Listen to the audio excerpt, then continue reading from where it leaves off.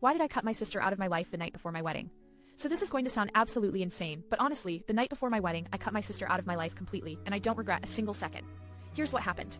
My sister Jess has always been that jealous, toxic type. I mean, growing up she was always competing with Neil Ways, the favorite child in our parents' eyes. Or so she thought. And I was just the kid who got by. Once we became adults, she got into some seriously shady stuff. Bad crowds, sketchy dudes, and some borderline criminal behavior. She even got arrested twice during college for petty drug charges, and was suspended from school. Everyone in the family tried to help, including me. I tried opening my home, offered her support, but she always blew it with lies and manipulation.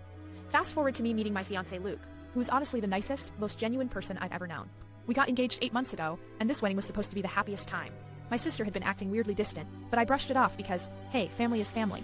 Then the nightmare started the day before the wedding. I was at my place with my bridal party doing hair and makeup when Jess shows up uninvited. I never wanted her around the bridal suite because she's always caused drama, but I figured, whatever, maybe she's mellowed out. Nope. She suddenly starts causing a huge scene, screaming at me about how Luke is using me and calling him a criminal. No explanation, just wild accusations. Everyone was stunned. I told her to leave, which made her blow up even worse. She started threatening to ruin the wedding, yell about everyone deserves to know the truth, and even pulled out her phone, saying she had receipts. At this point, I was furious and heartbroken, so I asked what receipts. She then drops the bombshell.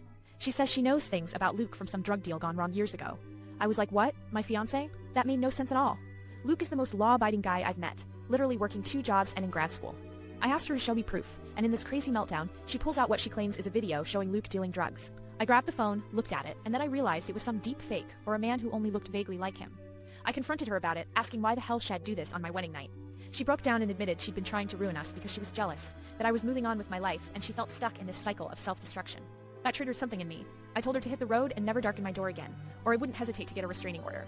I felt sick, betrayed, and even more, I felt sorry for her, because clearly she was in a bad place. Here's the sweet revenge. Part right after she left. I called my wedding coordinator and said, cancel the spot for Jess. She's not invited anymore. I then sent a discreet message to a few mutual family friends to let them know not to bring her around, without spilling the full details, but enough so they wouldn't give her a platform.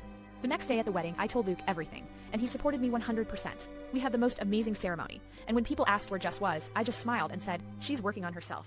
Weeks later, I heard that Jess kept trying to stir shit up, calling people, spreading rumors, even showing up at my parents' house, trying to guilt trip them to talk to me. But none of it worked. I took back control of my life, and for the first time I felt free.